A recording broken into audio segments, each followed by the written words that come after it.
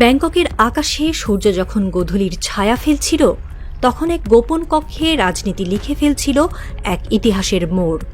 বিমস্টেক সম্মেলনের ব্যস্ততা তখন অনেকটাই ফিকে।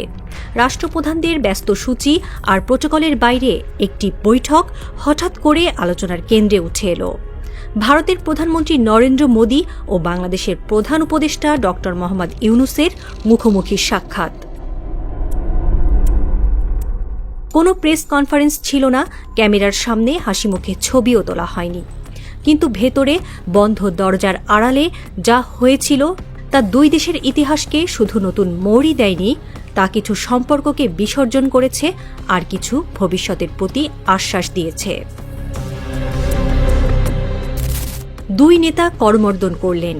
সেই মুহূর্তের ছবি হয়তো সাধারণ চোখে সৌজন্য বিনিময়, কিন্তু যারা কূটনীতির ভাষা বোঝেন তাদের কাছে এটি ছিল এক নীরব ঘোষণা।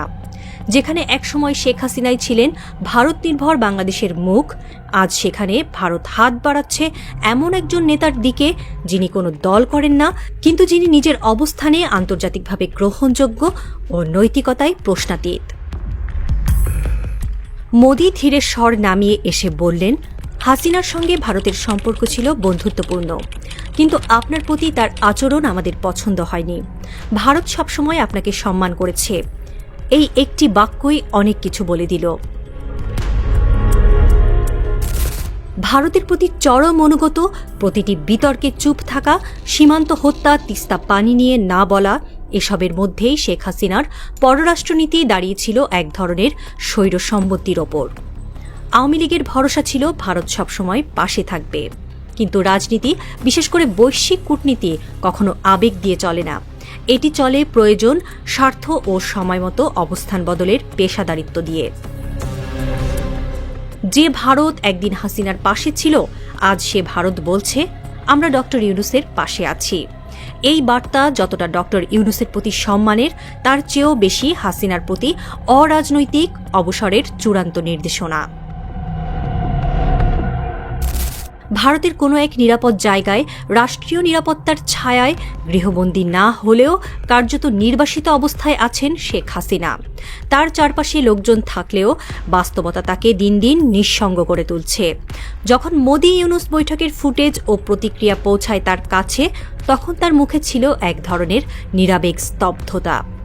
একদিন যে দেশ তাকে আন্তর্জাতিক স্বীকৃতি এনে দিত, আজ সেই দেশই তাকে পুরনো খেলা বলে পাশ কাটিয়ে যাচ্ছে। তার হাতে হয়তো একটি রিমোট, টিভির পর্দায় চলছে বৈঠকের ক্লিপ, আর চোখে মুখে জমে থাকা ইতিহাসের বোঝা। আমাকে ছাড়া ভারত কিভাবে আগায়? একটা সময় ছিল যখন আওয়ামী লীগের অনেক নেতাই বলতেন, ভারতের ছায়া ছাড়া কেউ বাংলাদেশ শাসন করতে পারবে না। আজ সেই নেতারা নিশ্চুপ, কারণ ছায়া বদলে গেছে। এখন দিল্লির ভাষা বদলেছে, সম্পর্কের সংজ্ঞা বদলেছে। আজ ভারত বলছে, আমরা দল ভিত্তিক নয়, জনগণ ভিত্তিক সম্পর্ক চাই।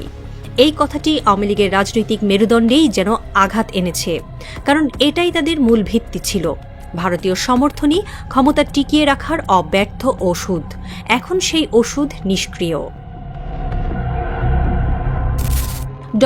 ইউনূস কোনো রাজনৈতিক দলের প্রধান নন, তার পেছনে নেই কোনো কর্পোরেট ফান্ড, নেই রাজনৈতিক ফ্যাসাদ।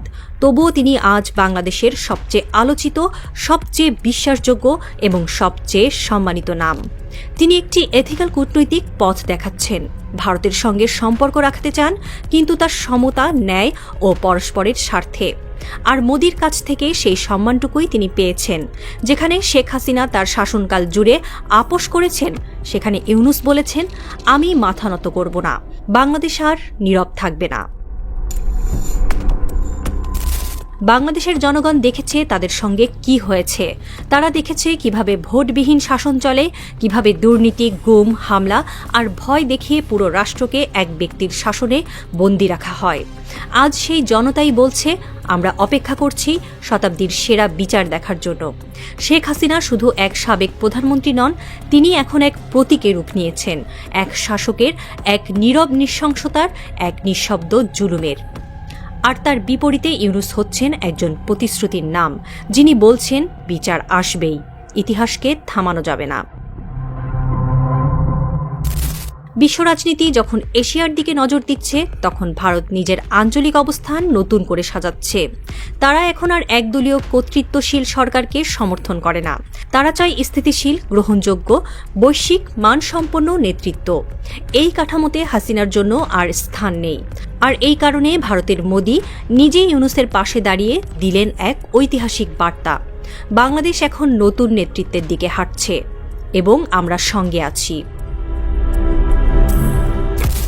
ব্যাংককের সেই কক্ষে আলো নিভে গেছে, কিন্তু সেই আলো নিভে যাওয়া মানে অন্ধকার নয়, বরং একটি নতুন ভোরের প্রস্তুতি।